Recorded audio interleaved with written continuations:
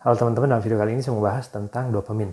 Gimana cara kerja dopamin ya. Dopamin ini yang bikin kita motivasi, bahagia, oke, mau jalanin hidup tiap hari untuk dapat uang, termotivasi buat apapun itu ya, ngedapetin jodoh, dapetin uang atau apapun itu, oke.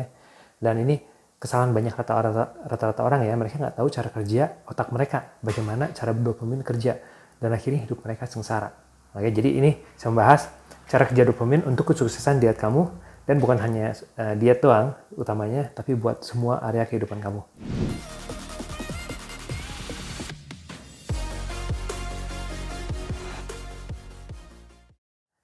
Oke, jadi cara kerja dopamin itu yaitu otak kita hanya tahu apa yang enak dan apa yang nggak enak.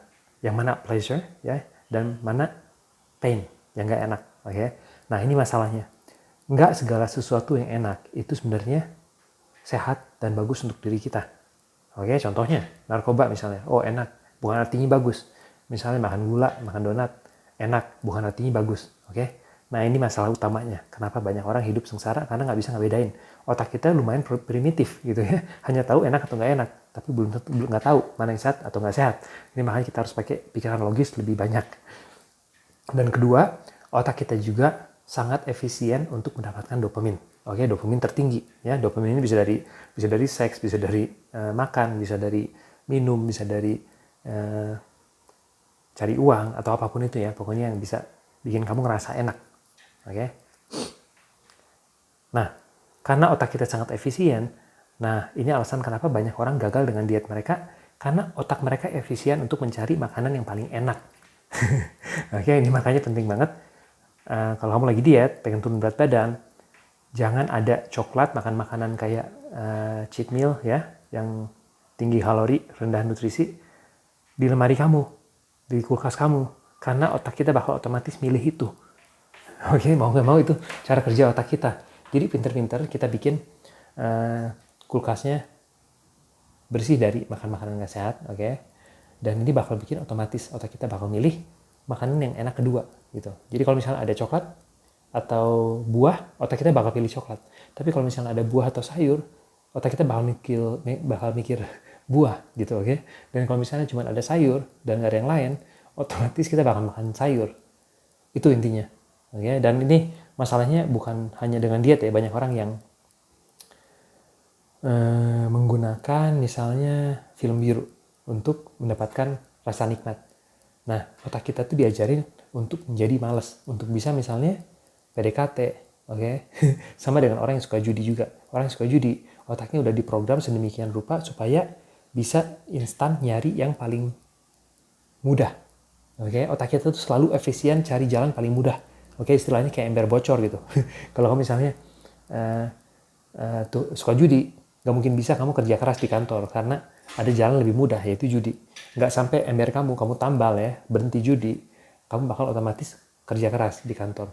Oke, sama juga misalnya banyak cowok yang suka nonton film biru, oke, dan main dengan diri sendiri. Mereka nggak mau susah-susah nyari cewek. Kenapa? Otaknya efisien. Ini ada yang lebih gampang, lebih mudah, tinggal klik doang udah selesai. Kalau yang itu susah, harus ngobrol dulu, PDKT. Wah, bisa berhari-hari, berbulan-bulan sebelum misalnya bisa ML. Oke, jadi ini penting banget. Kita tahu cara kerja otak kita. Segala sesuatu yang enak itu bukan artinya sehat buat diri kita. Oke, jadi kuncinya di sini, cari sesuatu yang enak yang bisa menguntungkan diri kita. Oke, kalau misalnya kamu suka makan manis-manis, kamu ganti dengan makanan yang lebih sehat. Kalau kamu misalnya suka judi, kamu ganti dengan kerja di kantor atau mengembangkan bisnis. Oke, intinya jangan sampai embernya bocor. Ini juga alasan kenapa banyak orang utang ya. Banyak orang utang di bank, kenapa? Karena otaknya efisien. Oh, ini ada uang yang bisa saya pakai di bank.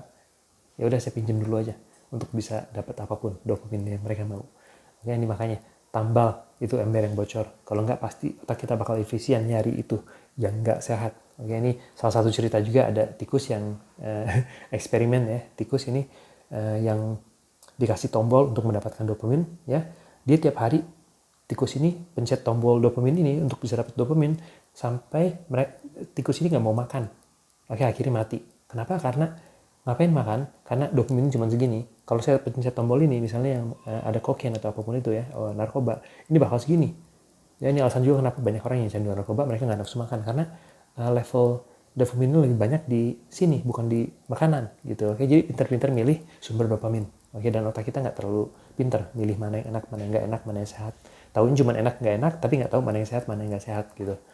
Oke, segitu aja kesempatan kali ini. Semoga bisa membantu dan sampai lain kali.